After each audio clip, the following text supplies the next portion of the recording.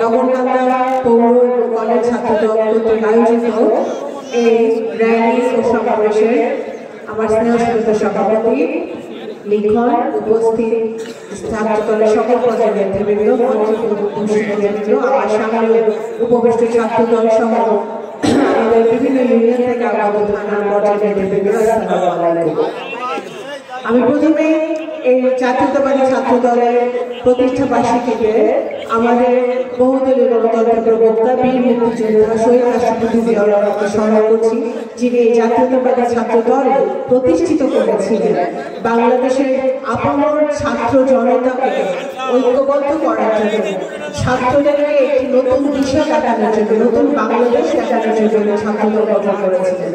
সেই ছাত্রদল আজকে ধীরে ধীরে বড় হয়ে আমাদের ভারপ্রাপ্ত চেয়ারম্যান জনাব তারেক রহমানের প্রত্যক্ষ পৃষ্ঠপোষকতা, ওনার নেতৃত্বে আজকে জাতীয়তাবাদী ছাত্রদল শুধু নগরকান্দা নয়, সারা বাংলাদেশে একটি শক্তিশালী রাজনৈতিক সংগঠন হিসেবে গড়ে উঠেছে, ছাত্র রাজনৈতিক সংগঠন হিসেবে।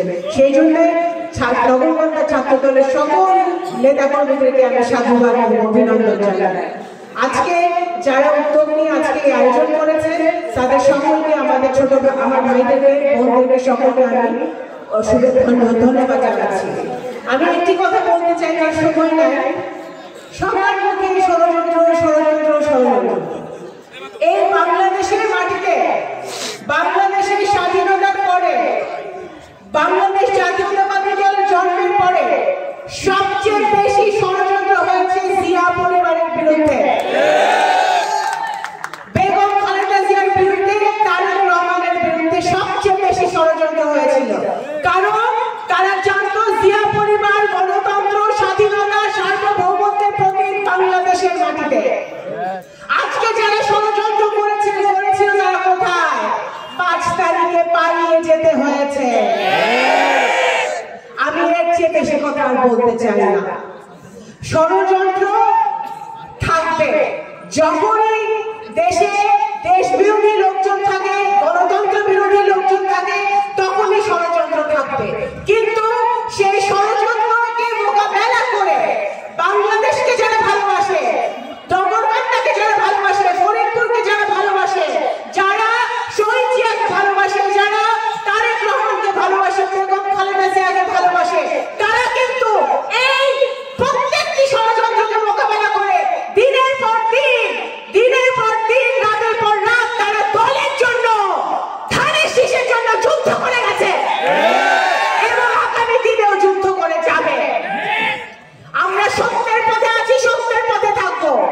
প্রিয় ভাই বোনেরা, আগামী দিন আমাদের দেশের নেত্রী বেগম খালেদা জিয়া স্বৈরাচারী হাসিনার আমলে 6 বছর কারাবরণ করেছে। ওনার শরীর অত্যন্ত অসুস্থ, উনি আগামীকাল আল্লাহর নাম নিয়ে উনি বিদেশ যাত্রা করবেন ওনার সুচিকিৎসার জন্য, উন্নত চিকিৎসার জন্য। আপনারা সকলে ওনার জন্য দোয়া করবেন।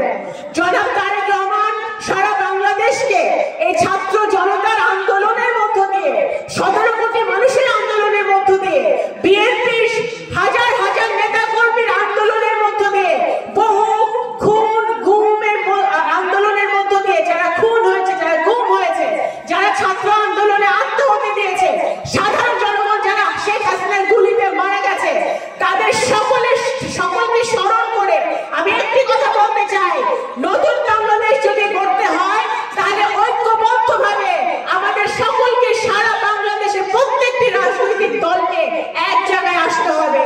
সেটা হচ্ছে আমাদের একটি সুষ্ঠু নির্বাচনের ব্যবস্থা করতে হবে, আমাদের সংস্কার করতে হবে। যে গণতান্ত্রিক ধারাগুলোকে শেখ হাসিনা ধ্বংস করেছে, আওয়ামী লীগ ধ্বংস করেছে, সেগুলোকে ফিরিয়ে আনতে হবে। নির্বাচন কমিশন, বিচার বিভাগ, দুদক থেকে শুরু করে জনপ্রশাসন, সকল জায়গায় হাজার হাজার কোটি টাকার দুর্নীতি হয়েছে, সেগুলোকে সংস্কার করতে হবে, অর্থনীতিকে সংস্কার করতে হবে। কিন্তু সংস্কার চলমান প্রক্রিয়া। আমাদের ছাত্র জনতাকে সাথে নিয়ে, যারা আত্মাহুতি দিয়েছে তাদের পরিবারদেরকে সাথে নিয়ে, সকল 17 কোটি মানুষকে সাথে নিয়ে তারেক রহমান সাহেব যে ডাক দিয়েছেন, যে ঐক্যের ডাক দিয়েছেন, সে ঐক্য ডাকে সাড়া দিয়ে আসুন আমরা সকলে এক জায়গায় আসি। আমরা এমন একটি বাংলাদেশ দেখি যে বাংলাদেশে সকল 18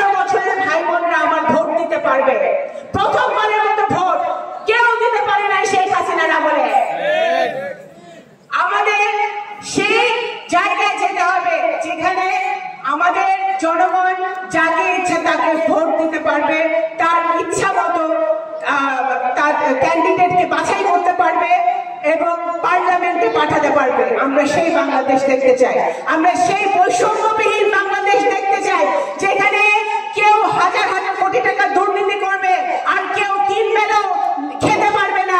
সেই বাংলাদেশ আমরা দেখতে চাই না।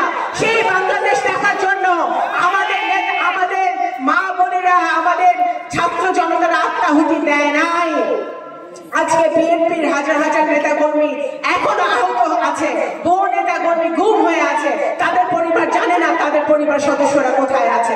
আজকে এই দেশের মাটিতে যারা এই গুলির অর্ডার দিয়েছে, যারা মানুষের বুকে গুলি করেছে, তাদের প্রত্যেকের বিচার এই বাংলাদেশের মাটিতে হতে হবে। 1 নম্বর থেকে শুরু করে এই ফ্যাসিবাদের 1 নম্বর শেখ হাসিনা থেকে শুরু করে সকলে যারা বাংলাদেশের মাটিকে রক্তাক্ত করেছে, বাংলাদেশকে শোষণ করেছে, সাধারণ মানুষকে শোষণ করেছে, বাংলাদেশের ব্যাংকের টাকা লুট করেছে, জনগণের টাকা লুট করেছে, তাদের প্রত্যেকের বিচার বাংলাদেশের মাটিতে হতে হবে। তাহলে এই 15 বছর যারা গণতন্ত্রের জন্য আত্মাহুতি দিয়েছে, এই জুলাই অগস্টে যারা আত্মাহুতি দিয়েছে, তাদের আত্মার শান্তি পাবে। এই কথা বলে আমি বক্তব্য শেষ করছি। আমি একটি কথা বলতে চাই, আমি সকালেও বলে